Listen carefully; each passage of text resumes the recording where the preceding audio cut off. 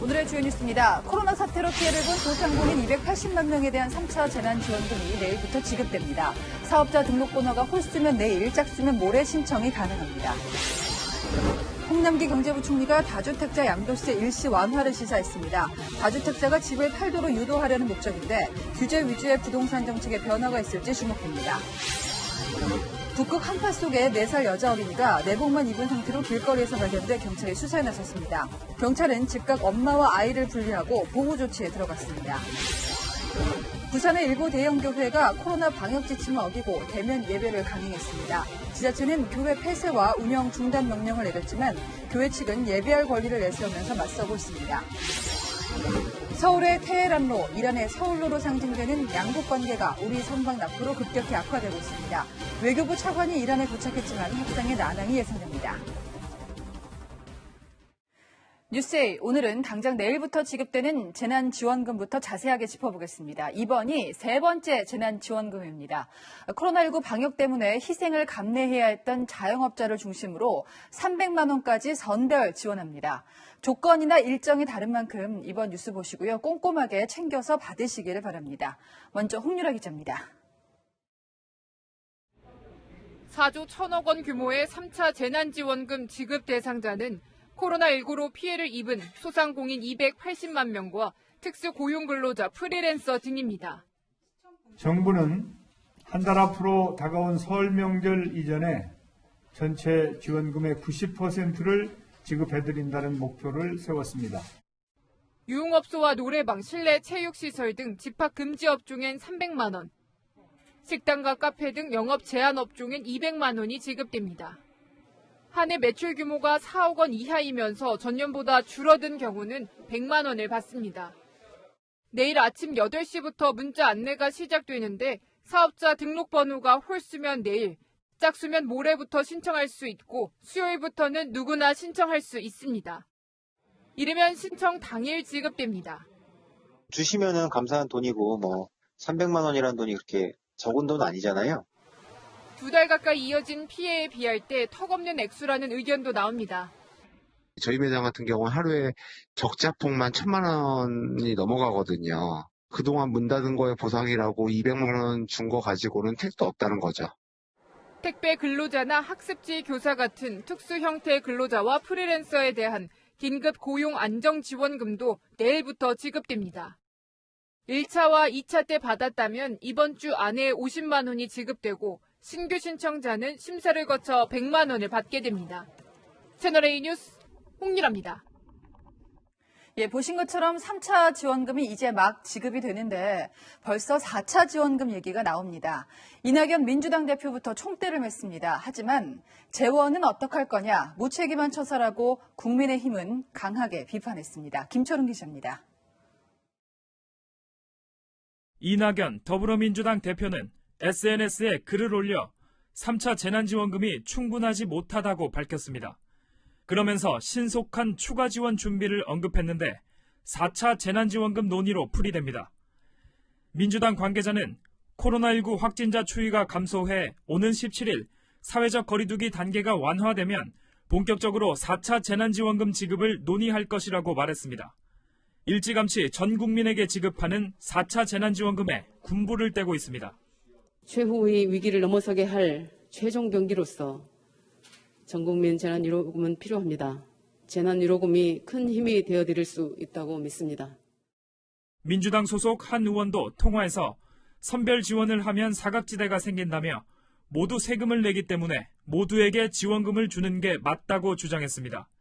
당내 일부에선 1인 가구 40만 원, 4인 가구 100만 원이었던 지난 1차 재난지원금 때보다 많아야 한다는 목소리도 나옵니다. 하지만 국민의힘은 4차 재난지원금 재원에 대한 책임 있는 설명 없이 지급하겠다는 말부터 꺼낸다며 집권 여당으로서 무책임하다고 비판했습니다. 채널A 뉴스 김철웅입니다. 부동산 양도소득세가 다주택자 입장에서는 혹독할 만큼 늘었습니다. 매물도 풀리지 않고 집값도 안 잡히는 악순환이 반복되고 있습니다. 이게 완화될 수도 있을까요?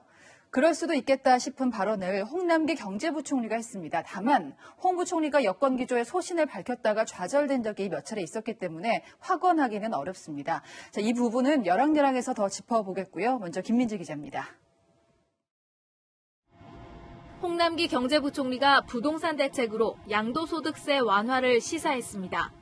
다주택자가 좀 매물로 나올 수 있도록 그렇게 유도하는 정책이 저는 다 주택공급 대책으로서 정부가 강구할 수 있는 대책이 아닌가 싶고요.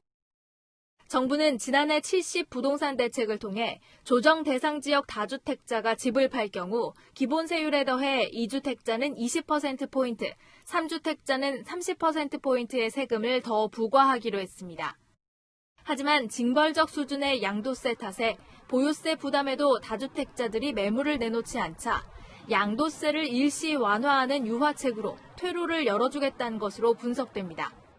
불로소득을 환수하는 세제개혁으로 투기 수요를 차단하는 장치를 마련했습니다.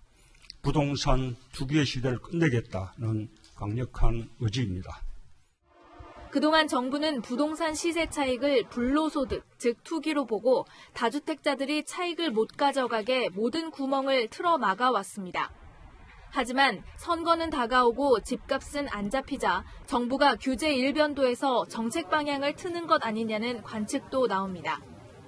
실제로 변창흠 국토부 장관 역시 최근 재건축, 재개발 완화, 또 역세권 고밀개발 같은 도심 공급 대책을 거론하기 시작했습니다. 다만 민주당 안에서는 부동산 정책 후퇴로 비춰질 수 있다며 반대하는 목소리도 있습니다. 정부는 이번 주 금요일 부동산 시장 관계장관 회의에서 의견을 최종 조율할 계획입니다. 채널A 뉴스 김민지입니다.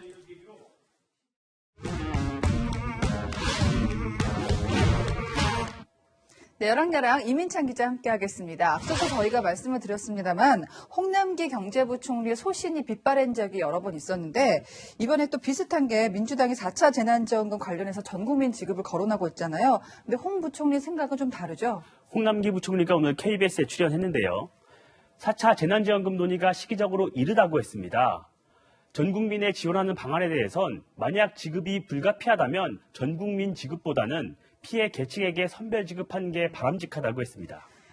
자, 이게 새롭지는 않은 게 1차 지원금 때도 국가 재정이 부족하다면서 홍 부총리가 반대하지 않았습니까? 맞습니다. 당시 상황 보시죠.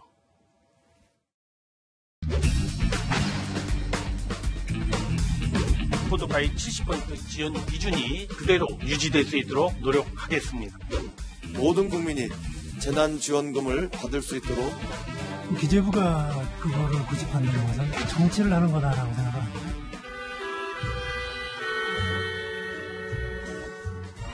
국민들께 100% 지급해 드리고요. 만에 하나 다시 논의된다면 100%보다는 선거가 끝났기 때문에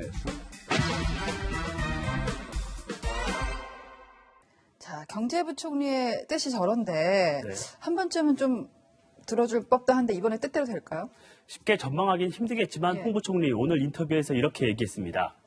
국정은 기재부 혼자 하는 게 아니라며 의견이 관철되도록 협의는 하겠지만 노력대로만 꼭 되어야 할 수는 없다는 겁니다. 네. 바뀔 가능성을 시사해 둔 거죠. 네. 소신이라기엔 아주 굳건한 건 아닌 것 같아서 끝까지 좀 지켜봐야겠습니다. 다음 주제 보겠습니다. 통합이냐 사면이냐. 자, 내일 대통령 신년사가 지금 관심입니다. 어떤 내용이 언급될까요? 문재인 대통령의 내일 신년사에선 통합과 포용이 주요 키워드가 될 것으로 보이는데요. 앞서 지난 7일 신년 인사회에서도 문 대통령은 통합을 강조했죠. 새해는 통합의 해입니다. 더욱 중요한 것은 마음의 통합입니다. 이 톤이 많이 달라진 게 지난해랑 비교를 해보면요. 지난해 신년사에서는 부동산 투기와의 전쟁, 더 확실한 변화를 만들어내겠다. 굉장히 강한 의지를 밝혔습니다. 문재인 대통령이 올해가 임기 5년 차인데요. 그런 만큼 새로운 정책 담론을 던지기보다 기존에 추진하던 정책을 잘 마무리하려는 겁니다.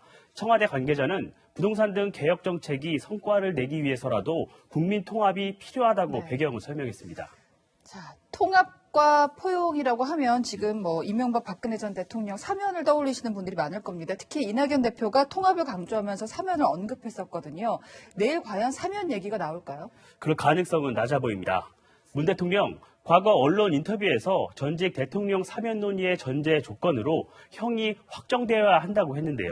박근혜 전 대통령 대법원 판결이 오는 14일 내려집니다. 따라서 14일 전에 열리는 내일 신년사에선 사면 언급이 없을 것으로 보입니다. 대신 이달 중순 열리는 신년 기자회견에선 사면에 대한 구상을 밝힐 거라는 전망이 나옵니다.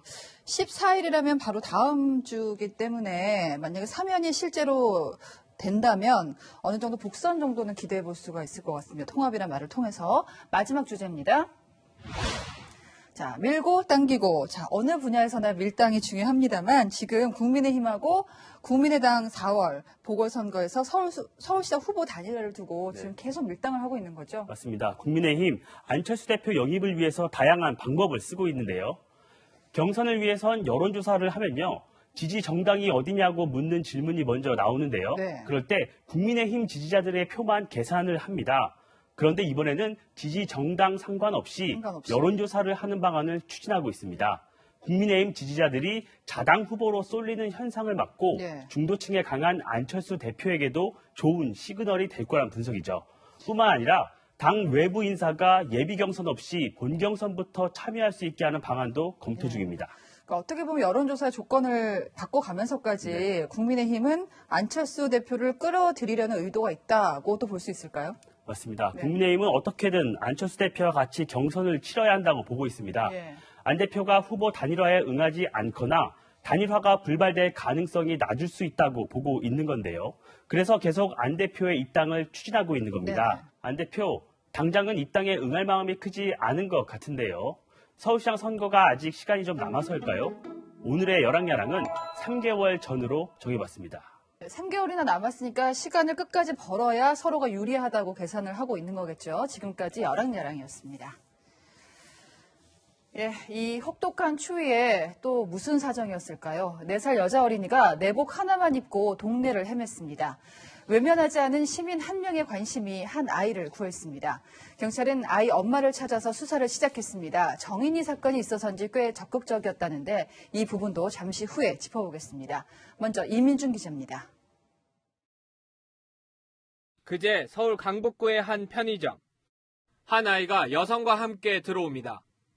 입고 있던 겉옷을 벗자 내복만 입고 있습니다. 이후 경찰관까지 출동해 아이의 몸 상태를 살핍니다.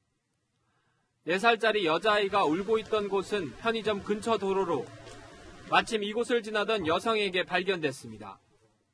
도와주세요. 엄마 보고 싶어요. 엄마 따라가고 싶어요. 이런 식으로 계속 엄마 관련된 얘기를 막 쏟아내면서 울고 있었어요.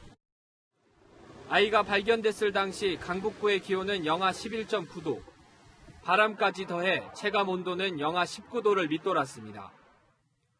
신고자인 함 씨는 급하게 남편의 외투를 아이에게 입히고 추위를 피하기 위해 편의점으로 들어왔던 겁니다. 경찰은 아이의 팔찌에 있는 전화번호를 통해 아이 엄마의 신상을 파악했고 엄마는 경찰 전화를 받고 5분 뒤 아이를 찾으러 왔습니다. 하지만 경찰은 아이 엄마를 아동복지법상 유기 방임 혐의로 입건했습니다. 발견 당시 아이 내복이 대소변으로 얼룩져져 있는 등 장시간 방치된 정황이 드러났기 때문입니다. 엉덩이가 젖었구나 했는데 내려놓고 보니까 이제 그 대소변으로 젖어 있는 게 또 육안으로 이제 보여서 경찰은 엄마가 출근한 사이 아이가 9시간 가까이 혼자 집에 있었던 것으로 파악했습니다. 경찰은 아이와 엄마를 분리해 서울에 있는 모처에서 보호하고 있습니다. 경찰은 어제 1차 조사에서 엄마가 아이를 방치한 부분에 대해선 인정하고 반성한다고 말했다고 밝혔습니다. 아이는 전문 상담사와 별도로 조사할 예정이며 아동보호기관 등 전문기관과 지원책을 마련할 계획입니다. 채널A 뉴스 이민준입니다. 네, 그런데요. 이 4살배기 아이가 길거리를 혼자 헤맨 건 이번이 처음이 아니었습니다. 크리스마스 전날 밤 CCTV에 잡힌 장면부터 보시겠습니다. 박정석 기자입니다. 지난 12월 24일 편의점 주인이 고개를 내밀고 한참 동안 가게 문 밖을 내다봅니다. 얼마 있지 않아 빨간 외투를 입은 아이를 가게 안으로 데려옵니다. 그제 내복을 입은 채 발견됐던 바로 그 4살짜리 아이였습니다. 발견 당시 아이는 집에서 50m 떨어진 이곳 편의점 앞에서 쪼그려 앉은 채 울고 있었습니다. 애가 뭐 엄청 큰 목소리로 계속 엄마 찾으면서 울고 있어갖고 그래서 나가보게 됐어요. 혹시 뭐 엄마 어디 갔냐고 물어보니까 마트 막 이런 얘기는 했었어요. 편의점 주인은 아이 손목에 전화번호가 새겨진 은팔찌를 발견했습니다. 전화를 걸자 아이 엄마는 약 3분 뒤 가게 문을 열고 들어왔습니다. 엄마는 아이를 보자 머리를 감싸 안았고 감사 인사를 한 뒤 아이와 함께 편의점 밖으로 나갔습니다. 보름 뒤인 그제 다른 손님이 아이를 편의점으로 데려왔을 때 점주가 같은 아이인 걸 알아볼 수 있었던 건 은팔찌 덕분이었습니다. 동네 주민들은 평소 눈에 띄는 아이가 아니었다고 말합니다. 애기 엄마 거의 보지도 못하고 딱 저기 한번 애기인데 자전거 태워갖고 저기 그거 한번 보고 한 번도 본 적은 없어요. 경찰은 현재 엄마 혼자 아이를 키우는 것으로 파악하고 방치됐던 사례가 더 있는지 확인 중입니다. 채널A 뉴스 박정서입니다. 정인이의 양부모가 사흘 뒤면 첫 재판을 받습니다. 하지만 양엄마에게 적용된 죄목은 살인죄가 아니라 아동학대 치사죄입니다. 두 돌도 안 된 아이가 학대에 시달리다가 췌장까지 끊어진 채 숨졌지만 죽일 의도까지는 없었다고 본 겁니다. 자, 그런데요, 정인이의 사인을 살핀 의료진이 이건 교통사고에서나 볼 법한 충격이다. 살인죄에 무게를 실을 만한 의견서를 검찰에 제출했습니다. 양부모 측의 주장대로 단순한 실수나 부주의는 아니라는 거죠. 이 의견서를 제출한 의사단체 회장을 서채리 기자가 인터뷰했습니다. 정인이가 대학병원 응급실에 실려와 숨졌을 당시 정인이는 골절 외에도 췌장까지 절단돼 있었습니다. 정인이의 사인을 검토한 의료진은 췌장이 절단되는 것 자체가 굉장히 드문 일이라고 설명합니다. 교통사고에서 배 부위를 다쳤을 때 정도의 충격이 가해져야 췌장 손상까지 가는 걸로 돼 있고요. 췌장은 뱃속 깊은 곳에 있어 사고가 나더라도 가장 마지막에 손상되는 부위로 알려져 있습니다. 의료진은 해부학적 소견을 볼 때 단순히 안고 있던 아이를 떨어뜨렸다는 양모의 진술은 설득력이 없다고 봤습니다. 장갑막과 대장, 소장, 췌장 등 배 안쪽 방향으로 장기 손상이 있었다는 겁니다. 충격이 뒤에서 앞이 아니라 앞에서 뒤로 가해졌다는 얘기거든요. 췌장 손상의 가장 심한 등급인 절단까지 갔으면 집중적인 가격이 있었을 것으로 추정했습니다. 췌장 손상은 권투할 때처럼 주먹을 쥔 손에 의해서 외력이 이렇게 한 방향으로 집중돼야 생기는 거고 이것도 살인의 고의에 해당된다고 보고요. 의료진은 20년 가까이 진찰하면서 이렇게 심한 학대는 처음 본다며 정인이 사인을 검토하는 것 자체도 무척 괴로웠다고 덧붙였습니다. 어떻게 이렇게 어린 아이한테 이렇게 무지막지한 짓을 할 수가 있는지에 대해서 많이 분노를 했고 정신적으로도 많이 힘들었습니다.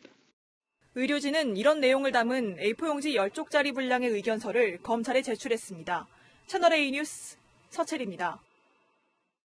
네, 가슴 아픈 일들이 끊이지가 않습니다. 사회부 장하연 기자가 나왔습니다. 자, 장 기자, 먼저 편의점에서 이제 구조된 아이 얘기를 보면요. 크리스마스 전날이었는데 그날도 아이가 배회했던 사실이 있었는데 이건 어떻게 알게 됐습니까? 네, 저희가 아이가 들어갔던 편의점을 취재하는 과정에서 확인한 내용인데요.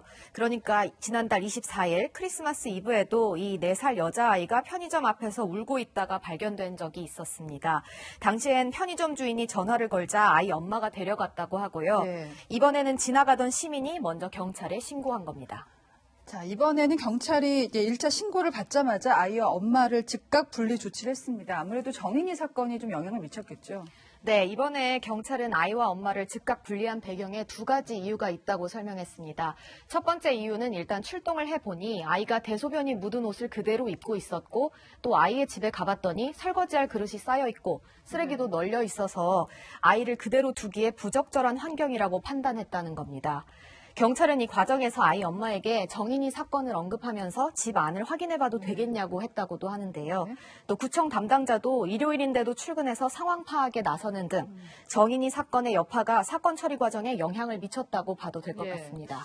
자, 아이 엄마 입장도 궁금한데 어떻게 수사가 좀 진행이 되고 있습니까? 현재 경찰은 어제 엄마를 불러서 1차 조사를 마쳤습니다.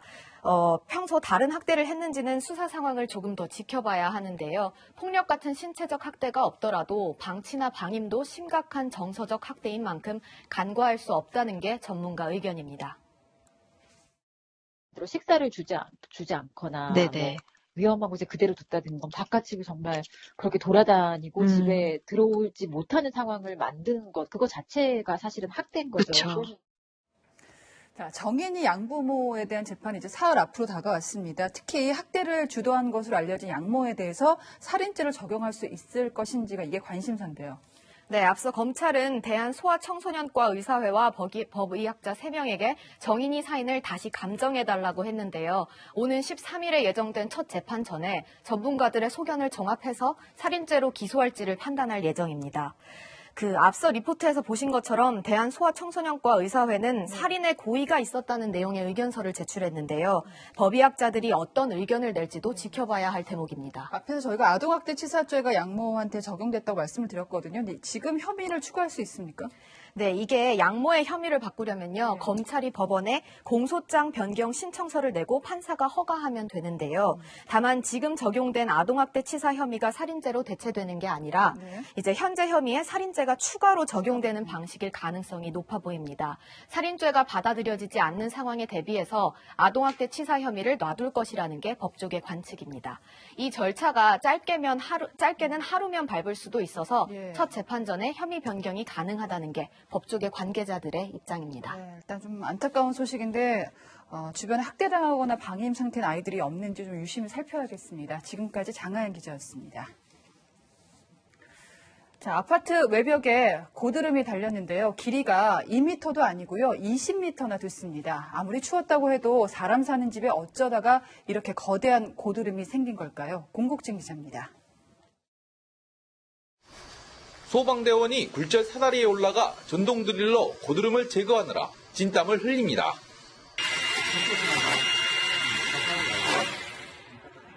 아파트 외벽 아래엔 고드름 파편이 안전하게 떨어지도록 그물도 설치됐습니다. 지름 40cm, 길이 20m에 이르는 고드름이 아파트 외벽에 달려있다는 신고가 접수된 건 어제 오후 1시 50분쯤. 영하 10도를 빗도는 강추위가 연일 이어지면서 아파트 수도관이 동파해 고드름이 생긴 겁니다. 워낙 큰 데다 안전사고 가능성까지 있어 제거하는 데만 꼬박 3시간이 걸렸습니다. 세대에 있는 그 수돗물이 나오면서 얼은 거라 그렇게 크셨다고는 하던데 아마 한 작업이 3시간 정도면 쉽지는 않았겠죠. 소방당국은 고드름이 인도로 떨어질 경우 인명피해가 생길 수 있는 만큼 적극적인 신고를 당부했습니다. 캄캄한 밤 쓰레기가 쌓인 언덕에서 거대한 불길이 치솟습니다. 소방대원들이 분주하게 움직이지만 거센 불길은 좀처럼 수그러들지 않습니다. 경북 포항에 있는 쓰레기 매립장에서 불이 난 건 어제 오후 8시쯤. 소방당국은 소방차 등 50여 대와 130여 명을 동원해 11시간 만에 큰 불을 잡았습니다. 하지만 침대 매트리스 등 9,000톤가량의 생활 폐기물에 불이 붙으면서 진화에 어려움을 겪었습니다.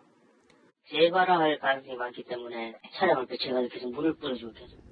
경찰과 소방당국은 매립장 당직자 등을 상대로 정확한 화재 원인을 조사하고 있습니다. 채널A 뉴스 공진입니다.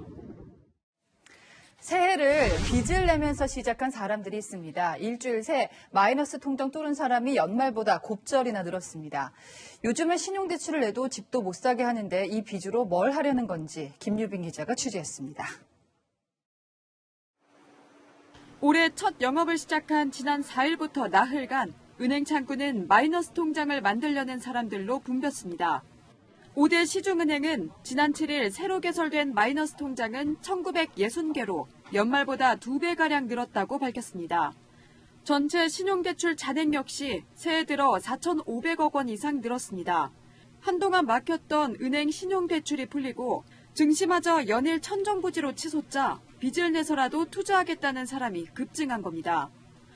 실제로 지난해 11월 2,400선이던 코스피는 불과 2달 만에 역대 최고치인 3,150선을 찍은 상태입니다.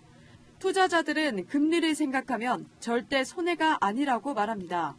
2.5에서 한 2.8% 정도 이자가 되기 때문에 최소 10% 정도 수익 내도 한 7, 8% 정도의 차익을 낼 수 있기 때문에 저 같은 경우는 마이너스 통장으로 적극적으로 주식에 투자하고 있고, 반대로 코로나19 때문에 만든 마이너스 통장의 빚을 갚기 위해 주식에 뛰어든 경우도 있습니다. 코로나 때문에 소득이 엄청 줄어서 마이너스 통장을 많이 쓰고 있었는데요. 수익률이 마이너스 통장 금리보다 높아요. 마이너스 통장을 갚기 위해서라도 주식으로 좀 수익을 내서 갚는 게 최근 안전자산인 예금까지 깨고 여유자금을 주식에 모두 투자하는 사례도 늘고 있습니다. 불나방처럼 개인 투자자들이 증시로 몰리고 있는 가운데 B2 과열에 대한 우려도 커지고 있습니다. 채널A 뉴스 김유빈입니다. 코로나19 신규 확진자가 사흘째 600명대를 이어갔습니다. 하지만 주말에 한파까지 겹치면서 전체 검사 수가 확 줄었죠. 실제 확진자가 내려가고 있다고 확신할 수는 없습니다. 느슨한 고리도 벌어집니다.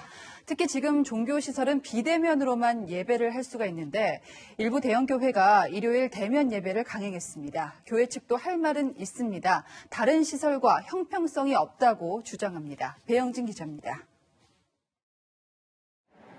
공무원들이 비대면 예배를 권장하는 현수막을 들고 있습니다. 하지만 교인들은 아랑곳 않고 교회 쪽으로 발걸음을 옮깁니다. 오늘 이 교회에 대면 예배에 참석한 교인은 약 500명. 입장 전에 이름과 전화번호를 적고 발열 검사도 했습니다.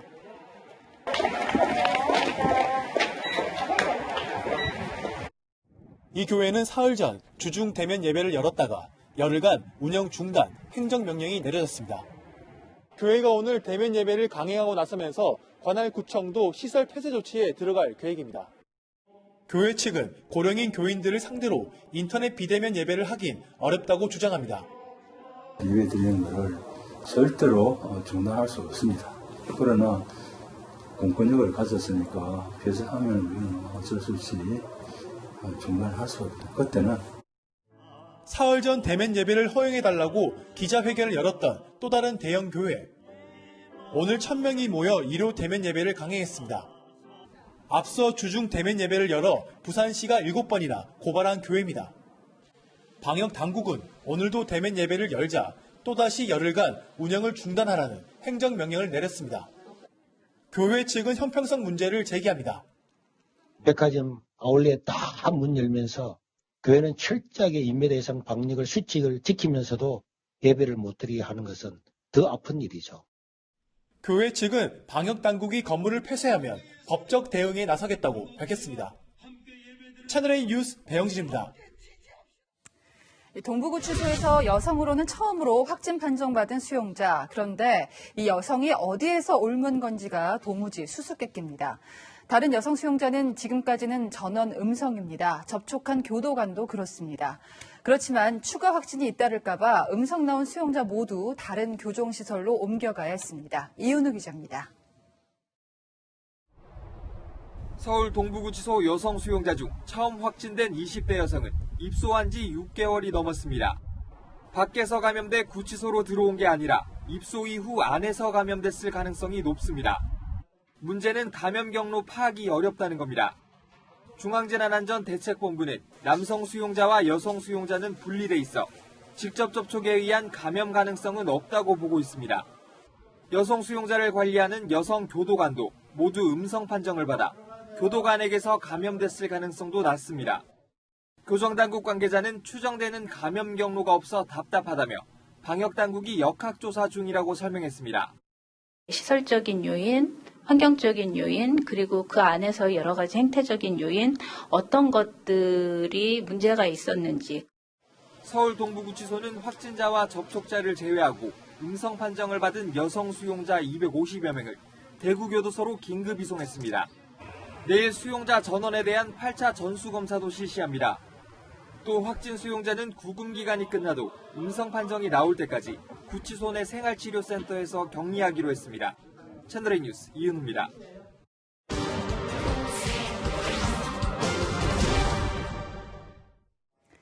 지금 한국 캠미호에 탔던 우리 선원들이 이란 혁명수비대에 붙잡혀 있습니다. 벌써 일주일이 돼갑니다. 서울 한복판에는 테헤란로, 또 테헤란 한복판에는 서울로가 있죠.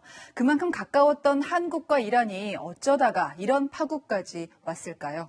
세계를 보다 김민지 기자입니다. 이름표가 걸린 빨간 풍선들이 하늘 위로 솟아오릅니다. 1년 전 격추당한 우크라이나 여객기 희생자 176명을 추모하는 겁니다. نه به همه اونهایی که این انسانهای مظلوم بی‌دفاع بیگناه رو با موشک از هوا به زمین انداختن. بیچاره داغدارن به خاطر یه باش قاتلای جمهوری اسلامی. 미사일을 쏜 건 혁명수비대, 호르무즈 해협에서 한국 캐미오를 납포한 바로 그 부대입니다. 혁명수비대는 지난해 오발 사고의 원인은 미국이라며 트럼프 행정부에 화살을 돌립니다. 격추 닷새 전 최고사령관 솔레이마니를 살해한 것에 대한 복수를 하다 실수로 그랬다는 겁니다. در نبردهای سوریه، عراق و لبنان و افغانستان و یمن و فلسطین 이란과 미국의 악연은 지난 1979년 이란 과격파 학생 시위대가 테헤란 미국 대사관에 난입해 수십 명의 미국인을 인질로 잡으면서 시작됐습니다.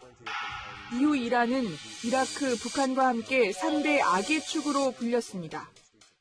States like these and their terrorist allies constitute an axis of evil, arming to threaten the peace of the world. 오바마 정부 들어 잠시 해빙 바람이 불었지만 트럼프 대통령의 대이란 제재로 양국의 관계는 완전히 틀어졌습니다. We will continue to increase pressure on Tehran until the regime abandons its dangerous activities and its aspirations, including the pursuit of nuclear weapons. 과거 우리는 이란산 원유를 70억 달러, 7조 6천억 원어치나 수입해 쓸 정도로 가까운 사이였습니다. 지금 제가 서 있는 이곳은 지난 1977년에 건설된 강남의 테헤란입니다. 반대로 이란의 수도 테헤란은 서울로가 마련될 정도로 양국은 친밀했습니다. 대장금으로 시작된 한류 열기는 BTS까지 이어질 정도였지만 Hi, say hi to Iran. Thank you. 감사합니다.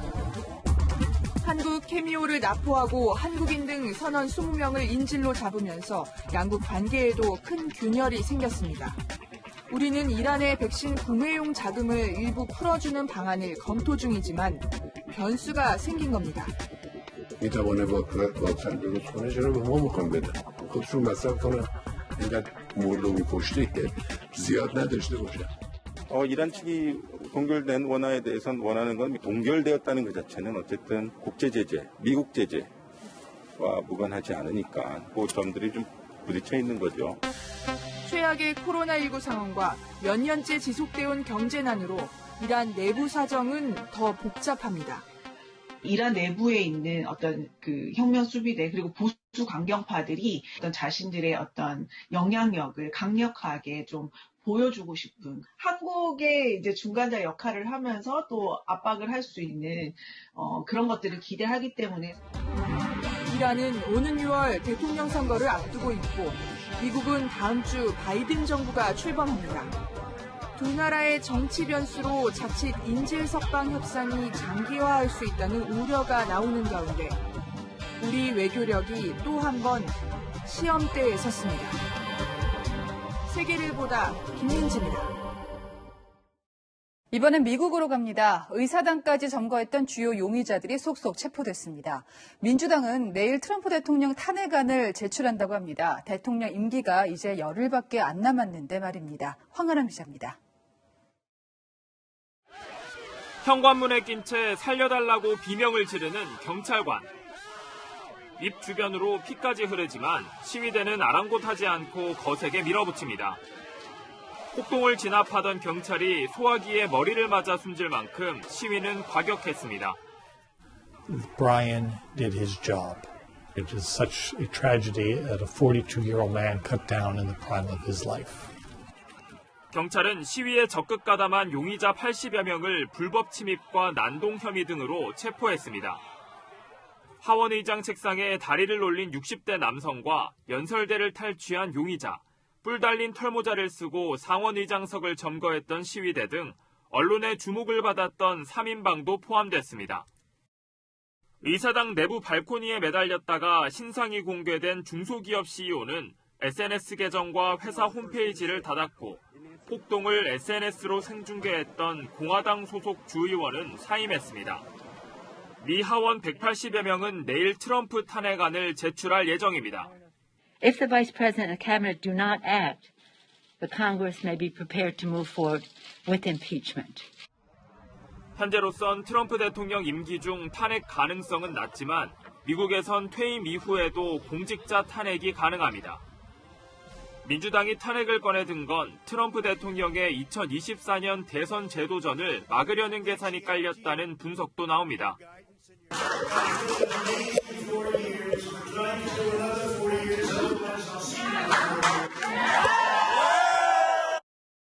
트럼프 지지자들은 바이든 당선인 취임식에 맞춰 100만 명 행진을 추진할 계획이어서 충돌이 예상됩니다. 채널A 뉴스 황아람입니다. 인도네시아 여객기가 바다에 떨어졌습니다. 62명 전원이 실종 상태입니다. 자, 그런데요, 이륙하고 추락까지 걸린 시간이 단 4분이었습니다. 김윤수 기자입니다. 주황색 방수포가 선박에서 육지로 옮겨집니다. 뜯겨나간 케이블 더미와 갈기갈기 찢겨진 철제 파편들이 참혹했던 사고 당시 상황을 짐작케 합니다. 인도네시아 자카르타에서 1시간 반 거리에 보르네오 섬 폰티아나구로 가던 여객기가 어제 오후 바다에 추락했습니다. 사고 여객기에는 승객과 승무원을 포함해 62명이 타고 있었고 한국인 탑승자는 없었습니다. 여객기는 이륙 후 4분 만에 신호가 끊겼습니다. Oleh karenanya, ATC menanyakan untuk melaporkan arah pesawat.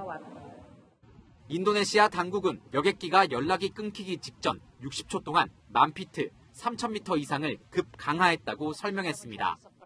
사고 해역 인근에서 조업 중이던 어부들은 2차례 굉음을 들었다고 말했습니다. 인도네시아 당국은 인근 바다를 수색 중이지만 아직까지 생존자 소식은 전해지지 않고 있습니다.